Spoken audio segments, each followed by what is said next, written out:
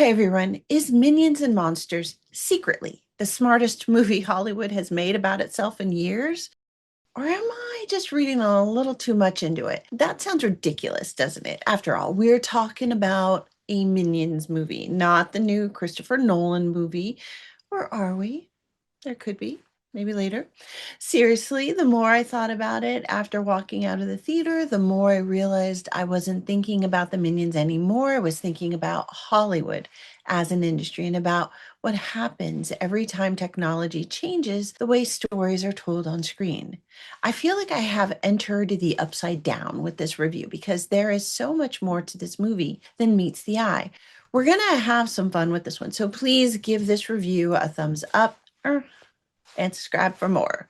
But I'm dying to know what you guys think about this film as well. So be sure to leave something in the comments. Minions and Monsters could be one of the smarter movies that Hollywood has made in a while, especially a movie about itself, especially with all of the nested storytelling devices it employs and the many direct connections that we see on screen. This is a story of how one tribe of minions makes its way through the world looking for their next big boss, coming up against some truly fiendish evildoers before finally landing in Hollywood.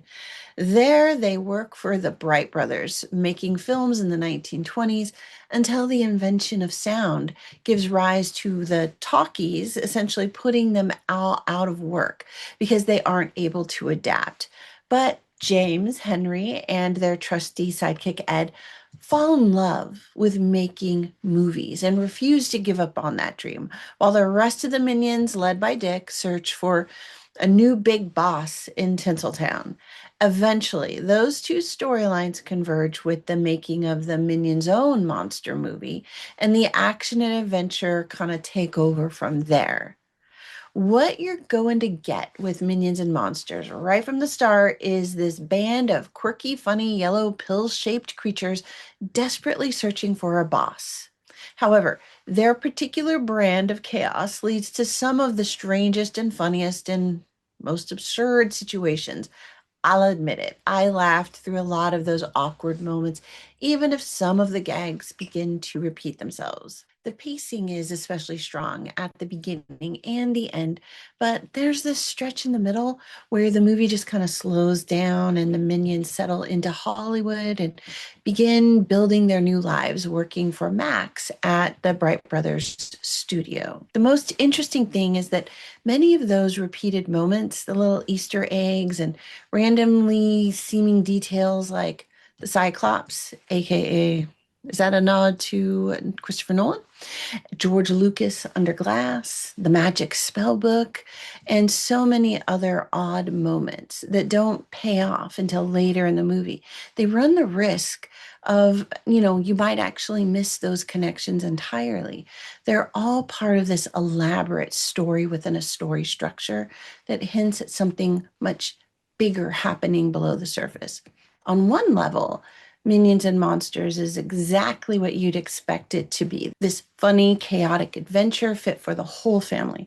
But if you look a little more closely, you'll see a much deeper set of ideas reflecting back from beneath the shallow silliness of this film. It's the story within the story structure that lets the movie hide a much deeper conversation about Hollywood itself, its history, its future, and its love-hate relationship with technology. If you're not paying attention to those ideas, they can fly by almost as quickly as the minions themselves, and you might miss the most incisive self-examination of Hollywood today. As I watched, the movie would quietly drop random pieces of the puzzle, like George Lucas, the book, the invention of sound, handheld video cameras, a robot, and even more. Without those elements, there would be no narrative twist, no pivot or moments of reinvention, and no reason for the story to move forward to a meaningful conclusion. When you really start looking at those moments, and there are plenty of them that I don't want to spoil, you begin to notice something surprising. The minions, they might be the characters driving the story, but the technology, it's what keeps changing it. That's when I started wondering if this movie was actually less about the minions than it was about the technologies that have continually transformed Hollywood. To explain why I think that, we first need to talk about the setting. So, the choice of 1920s Hollywood, it wasn't random. It's one of the moments that permanently changed how stories were told. According to an interview in Gazetely, French animator Pierre Coffin almost walked away from the series that he helped make famous. When he was offered the chance to solo direct and co-write this film, he decided that this was the opportunity to bring a fresh perspective to the Minions series. As he told Reuters, he didn't want to do another Minions movie.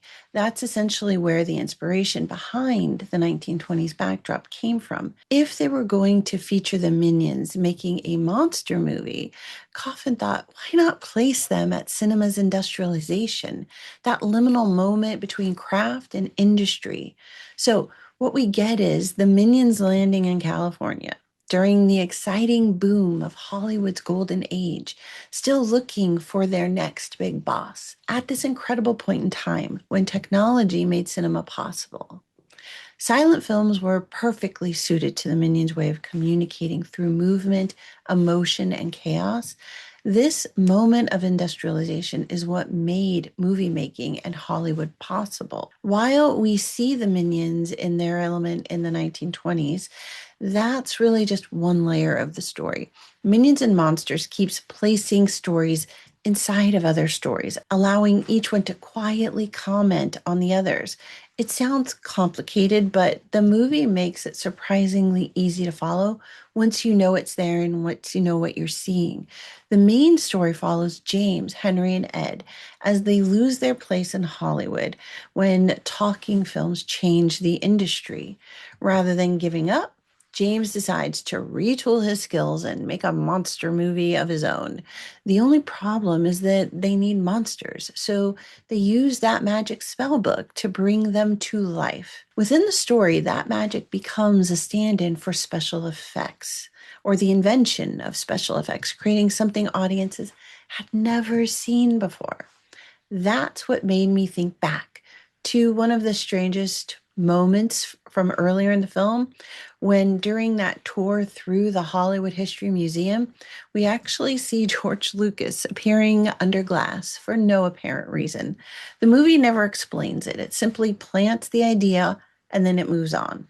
Later, after watching James reinvent himself as a director of a revolutionary new kind of film that uses magic for special effects, I suddenly saw how the moment connected this one technological revolution to another, from the arrival of sound to the rise of visual effects, and then later to the next revolutionary transition that is already underway.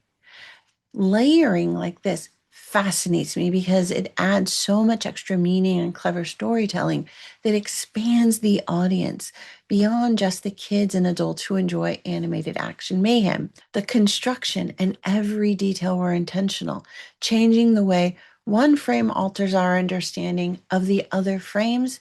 And this is kind of a repeating cycle in the way that they use the framing technique. The movie begins by looking back at Hollywood's past, but then it starts asking questions about Hollywood's future. While those questions are never answered directly, the movie does leave one final clue at the very end of the credits with a very simple statement that basically says, this film may not be used to train AI. It's the last statement that the Minions and Monsters movies make. And by itself, that sentence might simply be a legal bit of language. But after everything that came before it in this movie, I couldn't help seeing it differently, whether intentional or not. And I've got to think that it's intentional because of the construction of this film. It feels less like the end of the movie than the beginning of another conversation, one that Hollywood is still trying to figure out. And in that way, it places the real world where the movie is being seen in the theater into yet another frame within the story. So here's the thing. James, he's actually what I enjoyed most about the film. I love all of these technical, structural things. Those are kind of fun puzzles to figure out. But James is actually the thing I enjoyed most about this film. At first, he seems like just another funny little minion stumbling from one ridiculous situation to the next, with each disaster feeling like a rinse, wash, and repeat version of the last chaotic disaster. Then we start to see how James loves stories and art and creativity, and how that sets him apart from the rest of the tribe who are just still obsessed with finding the next big boss to serve. His passion for storytelling is what makes this film work. Minion movies are usually ridiculous fun for sure, but James actually stuck in my head after the film ended. When the minions land in Hollywood, that love of storytelling gives James a reason to adapt, and he doesn't let the world he loves move on without him. He finds a way to move forward with it. For me, that's the real heart of Minions and Monsters. The movie isn't really about silent films or talkies. It's not even about visual effects or AI, frankly. It's about how every generation faces change and how technology often sits at the center of it. As industries evolve, people have to decide whether to walk away from old rules or learn new skills to take on these new challenges that are evolving. I really appreciated that James chooses to keep doing what he loves, even if his attempt to tell new stories might accidentally destroy the world with the monsters he is unleashing to achieve that dream. That simple character shift turns him from just another forgettable minion into something or someone much more memorable.